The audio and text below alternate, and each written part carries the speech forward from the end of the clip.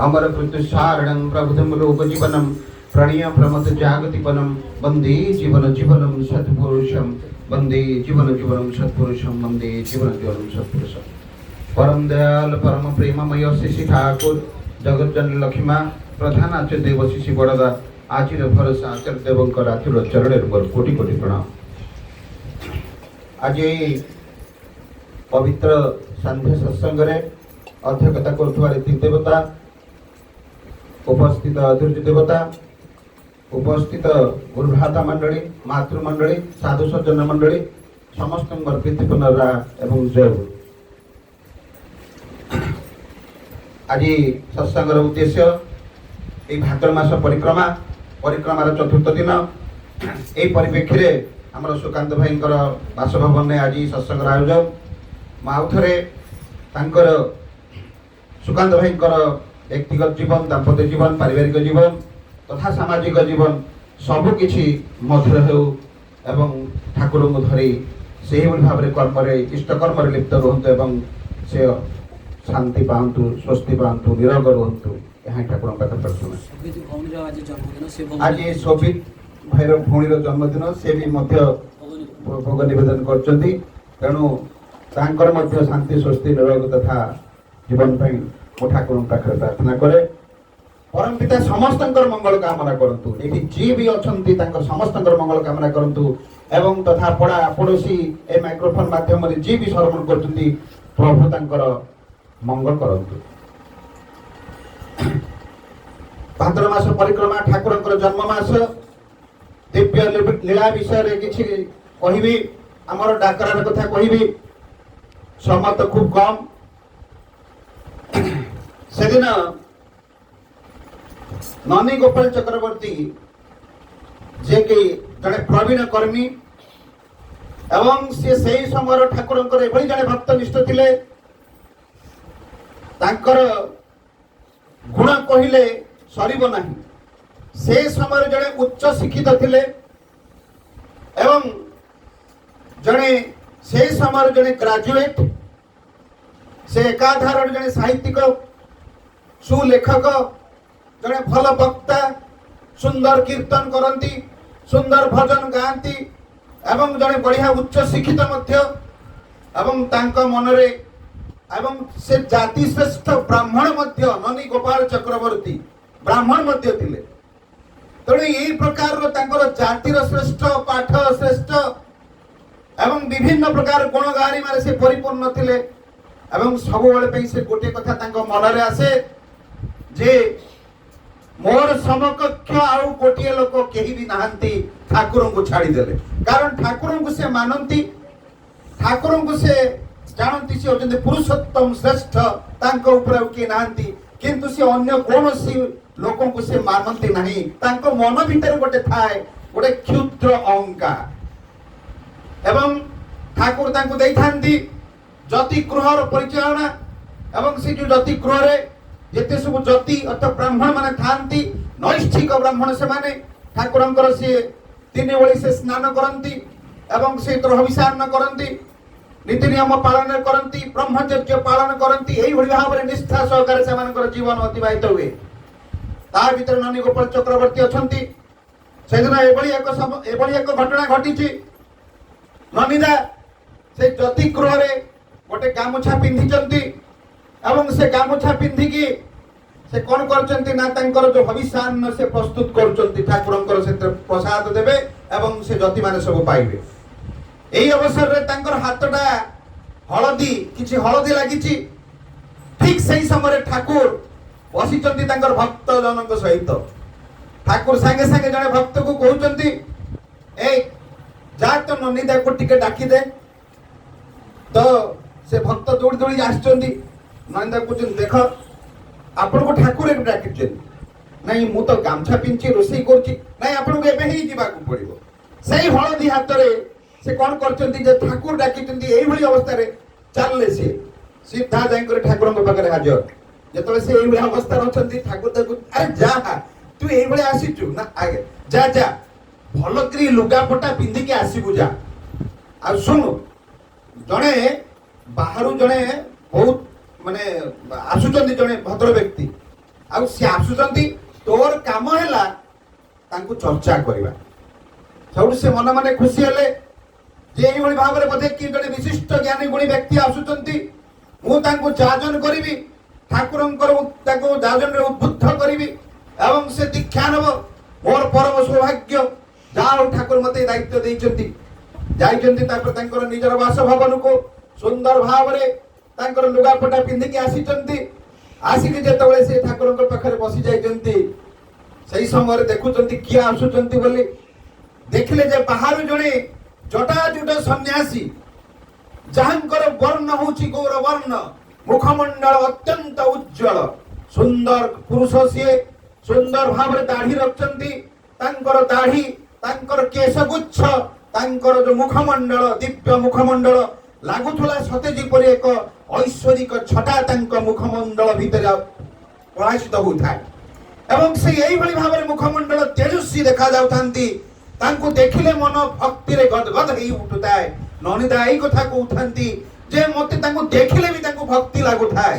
ଏବଂ ସେହିଭଳି ଅବସରରେ ସେ କଣ କରୁଛନ୍ତି ନା ସେଇ ଯୋଉ ଜଟାଜୁଟ ସନ୍ନ୍ୟାସୀ ଧୀର, ଶାନ୍ତ,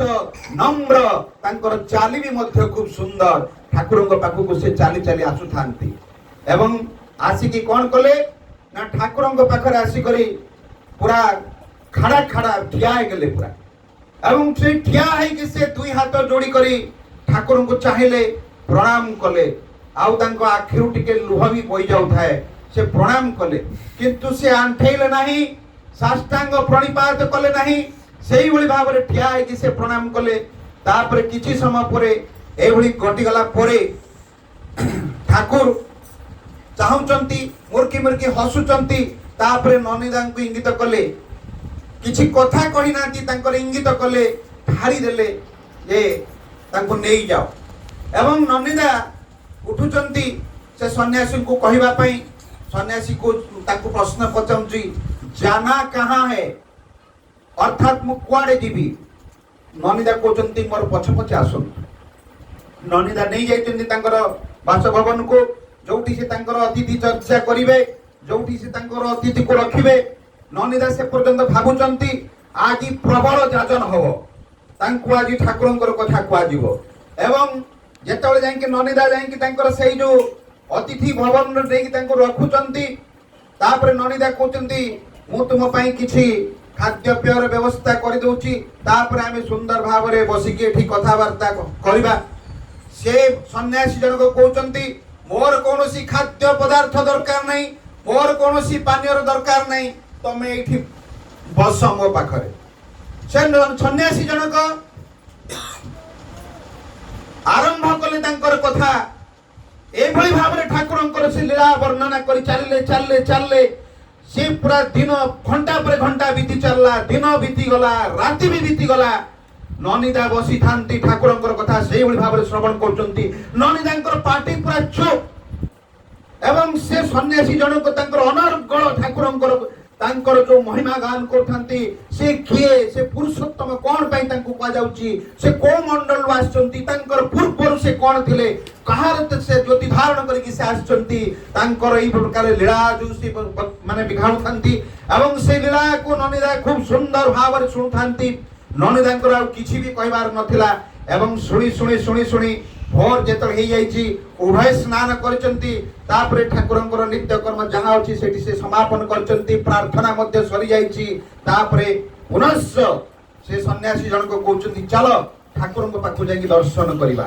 ନନିଦା ଏବଂ ସେ ସନ୍ନ୍ୟାସୀ ଦୁଇ ଜଣ ଯାକ ଆସିଛନ୍ତି, ଠାକୁରଙ୍କ ପାଖରେ ଆସିକି ଦର୍ଶନ କରିଛନ୍ତି। ଦର୍ଶନ କରିବାର ଏଥରକ କିନ୍ତୁ ଦର୍ଶନ ଗୋଟେ ବିଚିତ୍ର ଦର୍ଶନ। ଏଥରକ କଣ ହେଇଛି ନା ସନ୍ନ୍ୟାସୀ ଜଣକ ପୁରା ଭୂମିଷ୍ଠ ପ୍ରଣିପାତ କରିଛନ୍ତି। ଭୂମି ପୁରା ତାଙ୍କର ସମଗ୍ର ଶରୀରକୁ ସେ ପୁରା ସେଠି ଶୋଇ ଯାଇଛନ୍ତି ମାଟି ଉପରେ। ଏବଂ କଇଁ କଇଁ ହେଇକି ଛୋଟ ଛୁଆ ଭଳିଆ ସେ କାନ୍ଦୁଛନ୍ତି। କାନ୍ଦି କାନ୍ଦି ତାଙ୍କର ସେଇ ଯୋଉ ତଳରେ ଯେତିକି ଧୂଳି ଅଛି ସେଇ ଧୂଳି ଗୁଡାକ ସବୁ ପୁରା କାଦୁଅରେ ପରିଣତ ହେଇଯାଇଛି। ଏତେ କାନ୍ଦିଛନ୍ତି ସିଏ ଏବଂ ଉଠୁନାହାନ୍ତି। ସେଇଭଳିଆ ସେ ପଡିକି ରହିଛନ୍ତି। ଠାକୁର ପୁଣି ତାଙ୍କୁ ଦେଖିକି ଅତି ସୁମଧୁର ଠାଣିରେ ଏକ ମାତୃସୁଲଭ ବଶ୍ୟତା ତାଙ୍କ ହୃଦୟରେ ରଖିକି ସେ କଣ କରୁଛନ୍ତି, ଠାକୁର ତାଙ୍କୁ ଚାହିଁଛନ୍ତି, ମୁର୍କି ମୁର୍କି ହସୁଛନ୍ତି। ଏବଂ एई भलिया परिस्थिति रे किछि समय परे से पुणी उठुचंती उठिक ठाकुर को प्रणाम करुचंती प्रणाम कला परे परे सेई भलिया कांद कांद तांकर मुखमंडल ननिदा ए सब कथा को लक्ष्य करुचंती तापरे कहउचंती ठाकुर सेतबेले पाटी खोलिले कहउचंती अरे ननिदा जा तांकर पाद अर्घ्य टिके देई आस अर्थात तांको सन्यासी साधु सन्यासी लोक जेतबेले आसंती तांको सेतबेले जो चर्चा स्वरूप से कोठी तांकर टिके अभिशान करिवे कि फलमूल से खाइबे तांकर जो किछि खर्च थाए सेटा को कोंती पाद अर्घ्य देबा पई तम ठाकुर कहउचंती जाओ टिके पाद अर्घ्य टिके देई दियो एवं तांको सेही समय जेतबेले ननिदा जाइचंती तांकर पाद अर्घ्य देके आसीचंती आसिला पर पर तांकर मन रे असमाहित प्रश्न एवं से पुणी आछंती ठाकुरंक पाखरे ठाकुर जेतबेले टिके फांका हे जाइचंती पचारुचंती ठाकुरंकु ठाकुर मु किछि कहिबा पई चाहे ठाकुर को मुरकी मुरकी हसुचंती कहचंती कोन कहइबो ना ठाकुर ये एई थरक कोन आपन को कहि कि गले काई तो दीक्षा किछि नेलेनी आपन को से प्रणाम कले आसिला बेले क्या है कि से हाथ जोड़ी की प्रणाम कले गला बेले को साष्टांग प्रणिपात करी की गले आउ से पर्यंत दीक्षा नेले नाही ताहाले कोन मु पूछिबी ठाकुर कहले तू कोन सुनिलु कहले आज्ञा मु आपन को विषय रे कहबा पई चाहंतुले किंतु से मते घंटा घंटा धरी आपनकर लीला जते बखाणिले मोर भीतर थिबा जो अहंकार मो भीतर जो थिला पंडितर अभिमान मो भीतर जो थिला बड़ पुनिया मोर सब गुड़ाक दंभ चूर्ण हो गला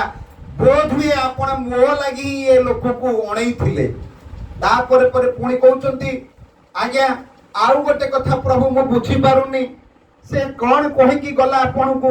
ना से कहि की गला जे मो हिमालय रे वर्ष वर्ष धरि की तपस्या करथुली एवं तार साधनार स्वरूप मु आसी कर जाई जो दर्शन टिकक कली ठाकुरंकु एई एते मोर जन्मर तपस्यार फल थिला जे मु आसीली ठाकुरंकु दर्शन करिबा पई आउ एबार मु आपनक पाखरे प्रतिज्ञा करिकि जाउची मु आउ थरे जीवी तपस्या करिबी एवं जो दिन मु सिद्धि लाभ करिबी सेई सिद्धि लाभ करि सारला परे मु आसी करी आपनकर दीक्षा नेबी कारण मु वर्तमान एई जन्म जन्मर जो पुण्य फल अर्जन मु करिछि से पुण्य फलटा मोरे पर्यंत मध्य मोर पुण्य आहुरी मोर किछि बाकी अछि पाइबा पाई जा फल रे से सरी गला परे मु आसीबी आपनकर दीक्षा नबा पाई कारण मु दीक्षाटा मु जानिछि भल भाबरे महान पुण्य न कले सेति कि मो जन्म जन्मर तपस्यार फल नथिले मु केबे दीक्षा नै परिबि नाही एठी प्रश्न उठे आमे अति सहज सरल भावरे किभली भावरे दीक्षा नै जाइचंती केमिति भी नै चंती जोना नाही आम पूर्व जन्मर आमर की तपस्यार फल अछि को तप बଳରେ आमे माने आज ठाकुर को पाइछु ए कथा हमकु जोना नाही आमे माने विभिन्न प्रकार सेई वृत्ति प्रवृत्तिर माया जाल रे पड़ी करी निज को आमे जानना आमे को भली भावरे ठाकुर को धरिछु कि भली भावरे ठाकुरंकर ई सतनाम टिकक पाइछु जो सतनाम टिकक पाइछु आमे सेई सतनाम पाइबा पई जे भली भावरे से साधु जनक एते तपस्या करिथिले तार केवल मात्र दर्शन हला एवं से निजे स्वीकार करिकि गले जे मु आहुरी तपस्या करिबी साधना रे सिद्धि आनिला परे आसी करे ठाकुरंकर मु दीक्षा नेबी समय बोधे हे गलानी